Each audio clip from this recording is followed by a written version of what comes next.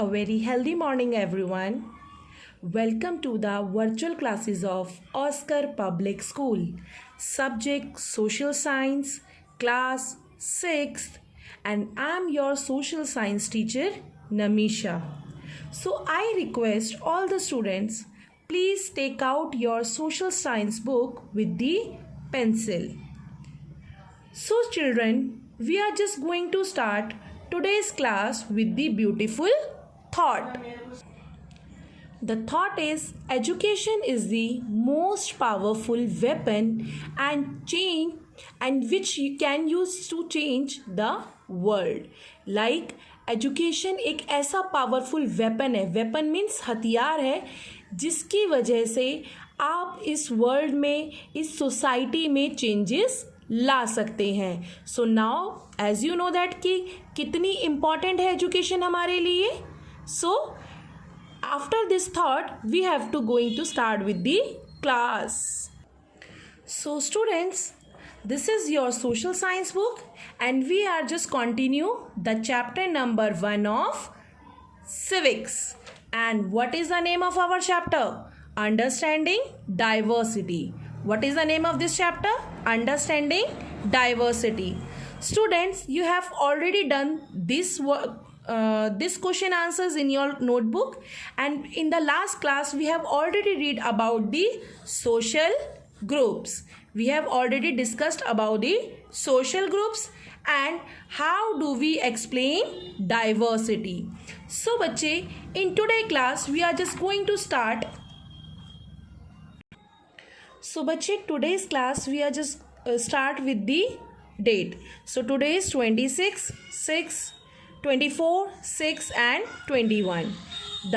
This topic is we are going to start diversity and interdependence. Diversity and interdependence. What is the meaning of interdependence? Depend on the one another. Depend on one another. So in this, or depend on each other as well. Okay. So in this, the first level of interdependence is the family. Each member is family is dependent upon the other in the same way or the other. As you know that आप भी, can you tell how you are dependent on your parents? क्या आप बता सकते हैं कि आप अपने पेरेंट्स पे कैसे डिपेंड है, किन किन वजहों से आप अपने पेरेंट्स पे डिपेंड है? Think and just tell. First of all, you are just depend on your parents for the study. आप उनके लिए स्टडी पर डिपेंड है. Parents fulfil all your needs. आपके पेरेंट्स क्या करते हैं? आपकी सभी नीड्स को, चाहे वो फूड हो, चाहे वो क्लोथ्स हो, चाहे वो आपकी किसी भी विश हो, आपकी विश को पूरा करते हैं.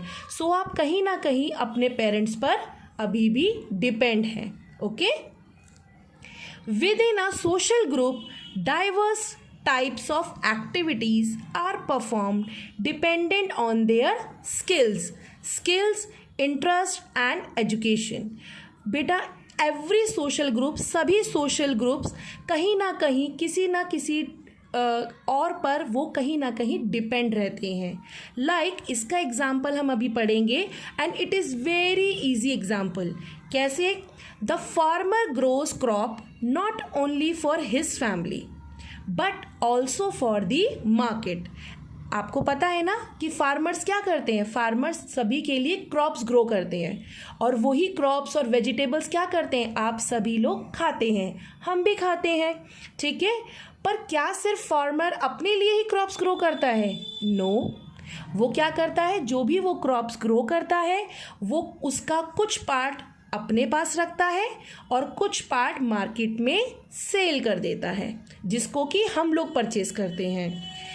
He is dependent on the other community member for servicing like clothing, education, health and so on.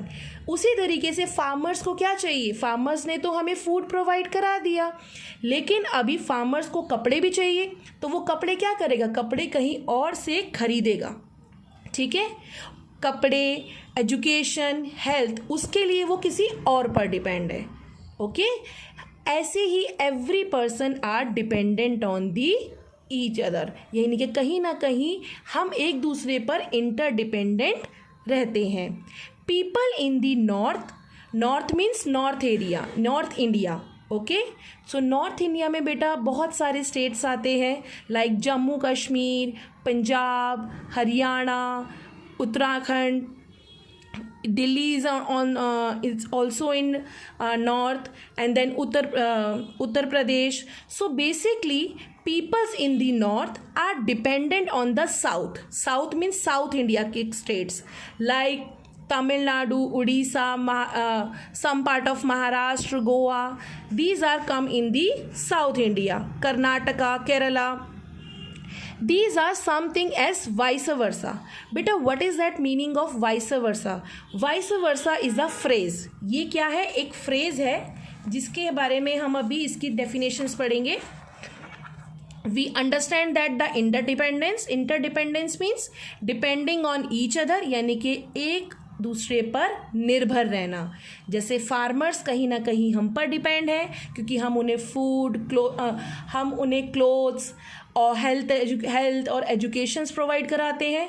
सो और दूसरी कम्युनिटी कहीं ना कहीं फार्मर पर डिपेंड है. That is the example. Vice versa is a phrase. This is the Latin phrase which means the other way around. It is use to indicate that the reverse of that what you have to said is true.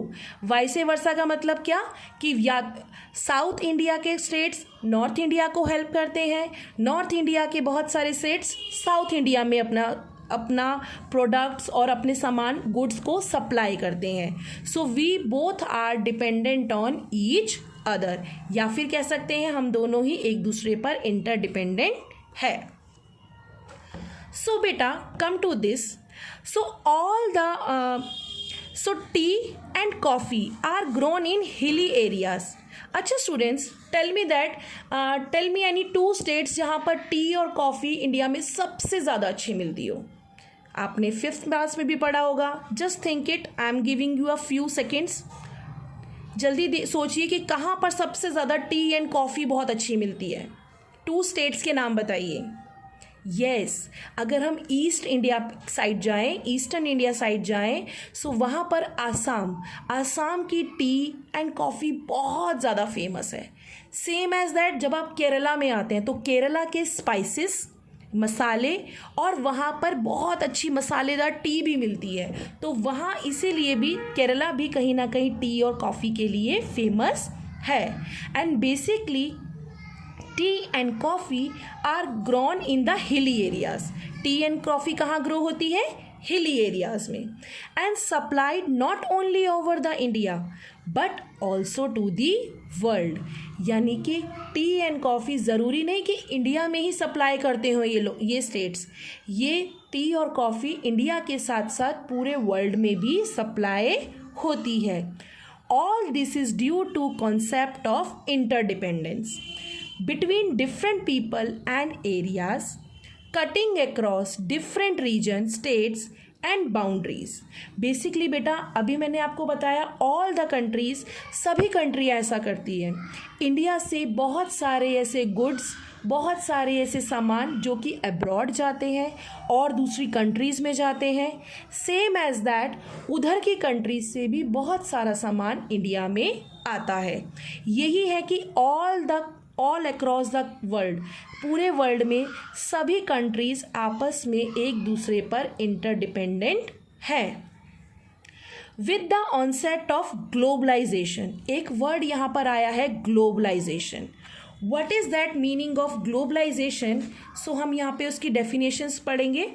Globalisation is the process. ये क्या है? एक process है. Globalisation क्या है?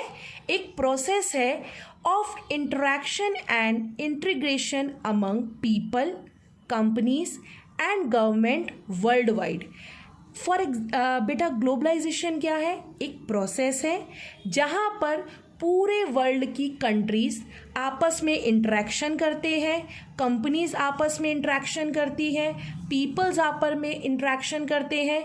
हमारा बहुत सारे गुड्स हैं जो दूसरी कंट्री में एक्सपोर्ट किए जाते हैं। बहुत सारी कंट्रीज से हमारे इंडिया में भी इंपोर्ट करके सामान जो है वो लाया जाता है। सो इसी को कहते हैं globalisation. So now you have to just read it. Globalization or free flow of goods and services all over the world. The concept of interdependence between diverse area has got a boost. और इसी interdependence की वजह से हमारे पूरे world में एक diverse होते हुए भी पूरा वर्ल्ड कहीं ना कहीं आगे प्रोग्रेस कर पाया है। ठीक है, यानी कि डाइवर्सिटी होते हुए भी सभी लोग अलग अलग होते हुए भी आपस में एक दूसरे पर इंटरडिपेंडेंट रहते हैं। Have you got it? So बेटा मैंने इसमें से क्वेश्चंस भी बनाए हुए हैं जो मैं आपको वीडियो के एंड में आपको भेजूंगी। Okay, now the second is India. You are living in India and I also living in India. India, a land of diversity. That is most and very beautiful paragraph. यहाँ आपको अब आपकी country के बारे में स्पेशलिटी जानने को मिलेगी कि क्या इंडिया में ऐसा है कि यहाँ पर एक लैंड ऑफ डाइवर्सिटी देखने को मिलता है। So, India is a multicultural, multi-religious, multilingual, heterogeneous nation. यहाँ पे हमने देखा मल्टी मीन्स टू और मोर। ठीक है, मल्टी का मतलब क्या होता है? दो से ज़्यादा चीज़ें। यहाँ पर हमें कल्चर, मल्टी कल्चर यानी कि डिफरेंट कल्चर देखने को मिलते हैं। जैसे some people are following a different culture. आप अपने आस पड़ोस में देख सकते हैं, अपने एरिया में सभी लोग तो दिवाली सेलिब्रेट नहीं करते, सभी लोग ईद सेलिब्रेट नहीं करते। ठीक है, ये मल्टी कल्चर अलग अलग आपको देखने को मिलेगा। मल्टी रिलीजियस रिलीजन आपको देखने को मिलेगा। Multi culture, every person, every community has a different culture. आप बिहार साइड में जाएंगे, उनका कल्चर अलग होगा। वहीं पर आप अगर नॉर्थ इंडिया साइड जाएंगे, ऊपर जम्मू एंड कश्मीर, वहाँ का कल्चर आपको अलग देखने को मिलेगा। आप थोड़ा सा नीचे आएंगे पंजाब साइड में, वहाँ का कल्चर आपको अलग मिलेगा। सो कंट्री एक ही है पर आपको यहाँ पर मल्टी कल्चर देखने को मिलेगा। ठीक है, मल्टी रिलीजन यानी कि आपको अलग अलग रिलीजन देखने को मिलेंगे, like Hinduism, Buddhism, Islam, Christianity. So these are the multi religious country है इंडिया। लिंगुअल मीन्स आपको डिफरेंट लैंग्वेजेस मिलेगी। अच्छा, टेल मी लैंग्वेजेस के बारे में कि how many languages you have to know. आपको कौन सी यह लैंग्वेज आती है? I know you know the English as well, Hindi, कुछ को मैथिली आती होगी, गुजराती आती होगी, बंगाली आती होगी। सो बेसिकली इंडिया क्या है? एक मल्टी डाइवर्सिटी कंट्री कह सकते हो, जिसमें कि आपको multi culture, multi religious and multi lingual nation कहा जाता है।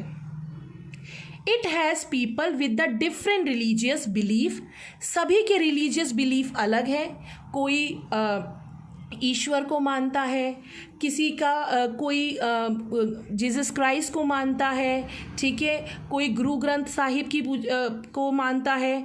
लैंग्वेजेस अलग है, फूड अलग है, क्लोथिंग भी अलग है एंड कस्टम्स भी अलग अलग है। जो हम रीति रिवाज करते हैं सब जगह पर आपको अलग अलग देखने को मिलेगा। This is called a diversity and India is the land of diversity.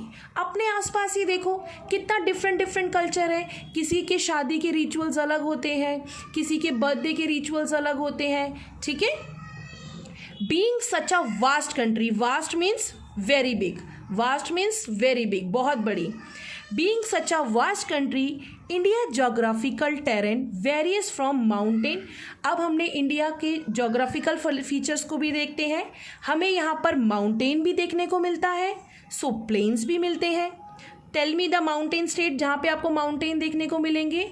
Yes, आप उत्तराखंड जाइए, आप जम्मू एंड कश्मीर जाइए, वहाँ पर आपको माउंटेन्स मिलेंगे। प्लेन्स कौन से एरिया में आपको देखने मिलेंगे? उत्तर प्रदेश, दिल्ली भी प्लेन्स एरिया में है, पंजाब है, हरियाणा है। Hilly areas, valley areas to see. Seas कहाँ मिलेगा? आप महाराष्ट्र चले जाइए, गुजरात चले जाइए, गोवा, तमिलनाडु। ओशंस भी देखने को मिलेंगे, रिवर्स भी देखने को मिलेंगे।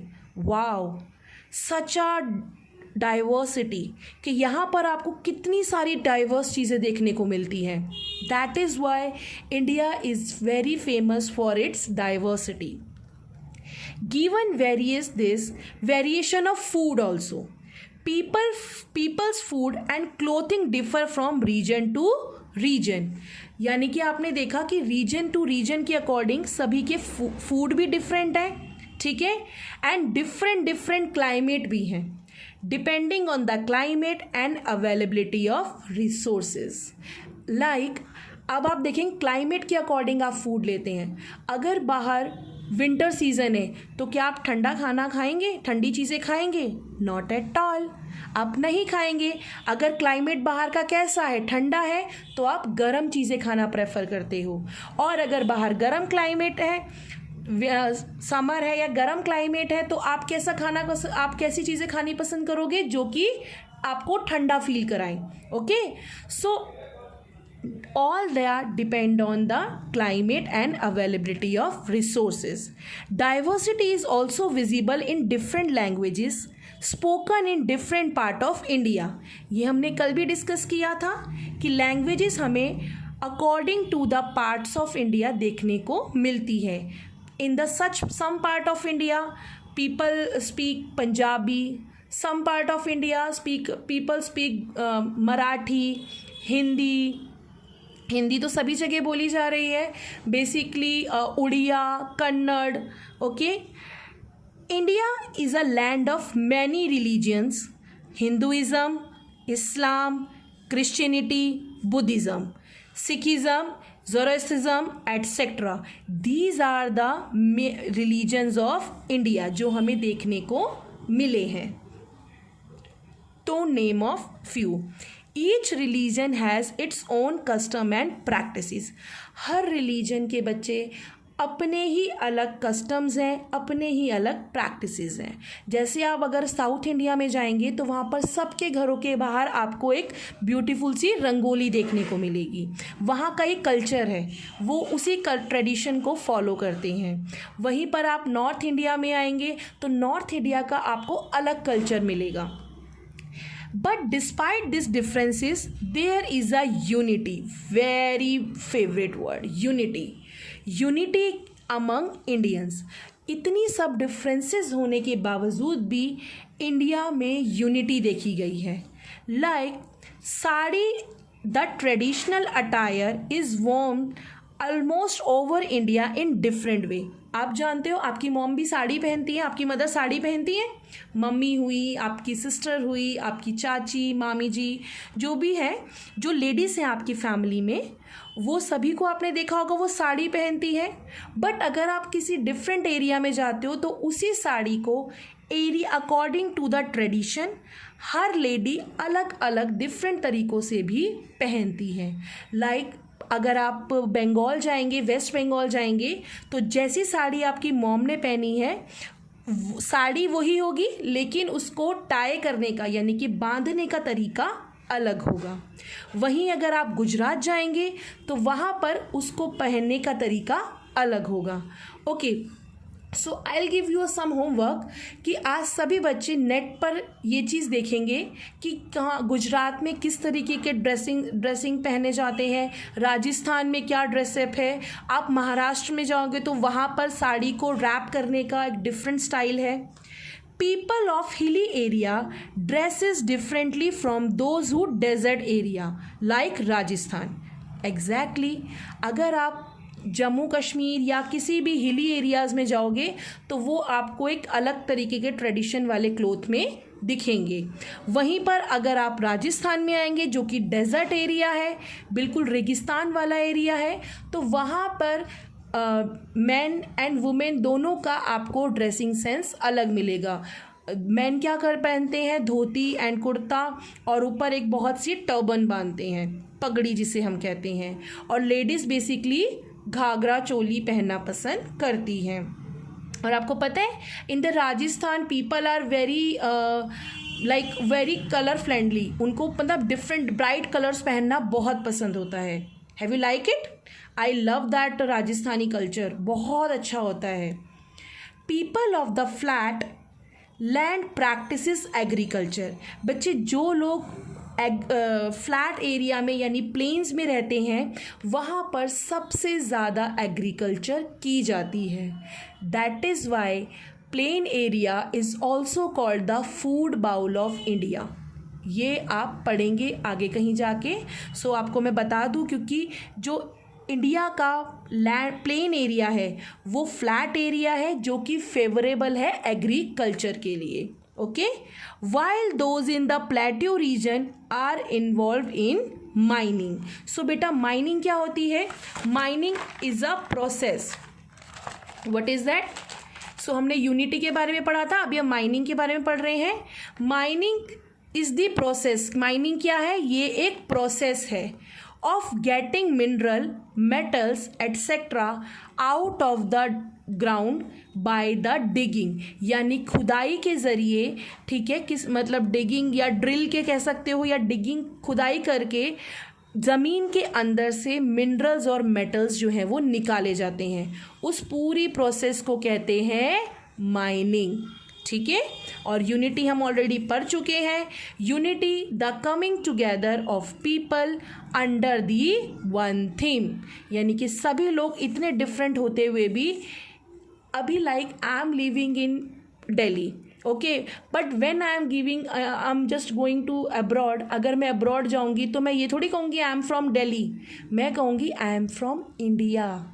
ऐसे ही कोई एक पर्सन है जो कि मुंबई में रहता है और वो अगर अमेरिका जाता है तो वो ये नहीं कहेगा आई एम फ्रॉम मुंबई, वो कहेगा आई एम फ्रॉम इंडिया।